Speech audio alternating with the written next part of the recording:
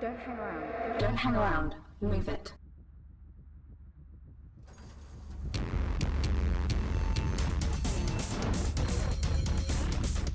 Ar ôl gwneud hanes efo enaid coll y gêm Cymraeg cyntaf i gael ei ryddhau ar consoles, mae Wales Interactive yn ôl. Dydy Infinity Runner ddim yn Gymraeg, ond mae o wedi leoli mewn labyrinth hunllefaidd o haearn sy'n llawn bwystfilod a gelynion, felly allwch chi smalio bod chi ym Mhortalbot o leia.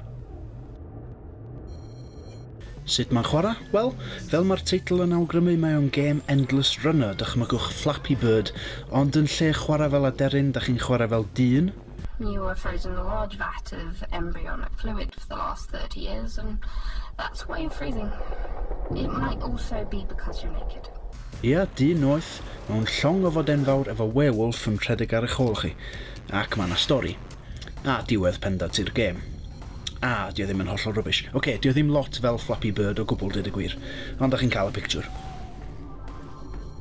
Mae'r gêm wedi rannu'n ddwy ran, y prif stori ac arcade mode. Mae yna opsiwn i fynd ar-lein hefyd, ond do'n i byth yn gallu dod o hyd i unrhyw un i chwarae. Sori.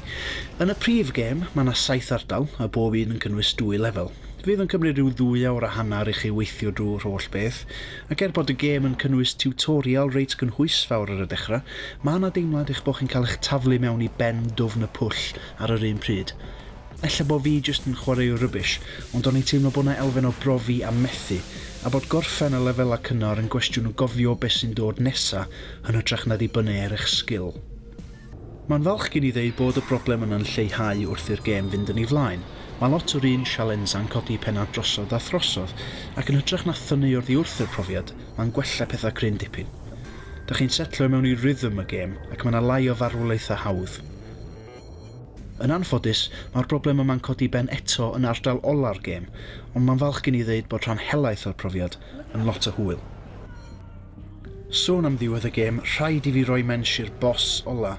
Roedd hwn yn brofiad llesteiriol iawn. Dwi'm yn cofio faint o weithiau nes i farw, ac i orffen y peth drwy jyst falu botwm ar llygoden fel dyn gwallgo. Wel, mae yna ffyrdd gwell o ladd blaidd. Trystiwch fi. Dwi'n gwybod.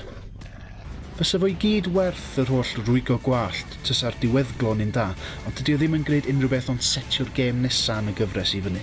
Dwi'n falch bod gêm arall ar y ffordd, ond dwi hefyd yn teimlo galla Infinity Runner fod wedi sefyll ar ben ei hun, yn hytrach na theimlo fel trailer ar gyfer rhywbeth arall. Mae'r stori yn cael ei adrodd gan gymeriad sy'n trio efelychu Wheatley o Portal 2 ond ddim cweit yn llwyddo. Wastad yn gaddo rhyw ddatblygiad mawr neu esboniad pan bod hyn i gyd yn digwydd, ond byth yn mynd drwodd efo'r peth. Mae yna hefyd ddirgelwch dros y blobs o ola dych chi fod i gasglu'r bob lefel. Nes i ymdrech i ddod o hyd i bob un yn siŵr bod yna rhyw fath o gyfrinach am gael ei ddatgelu fel lefel ychwanegol illa. Ond na, dim byd, felly pam bod nhw yna? Atebion ar gerdyn post. Mae arcade mode yn well yn taflu pa stori sy'n ei ffwrdd, a jyst yn gadael i chi chwarae'r gêm fel gêm, sy'n neis. Mae dal yn wirion anodd ac yn marcio eich perfformiad o F i A. Dwi'n eich herio chi drio gwneud yn well na fi. D ges i. Yn union fel ges i'n lefel A mathemateg. Bethau ddim yn newid na dyn. A dyna ni Infinity Runner. Bydd y rhan fwyach profiad chi'n lot o hwyl, fel dwi'n deud, ond mae'r gêm yn cynnwys dipyn bach gormod o niggles i fi allu argymell o'n llwyr.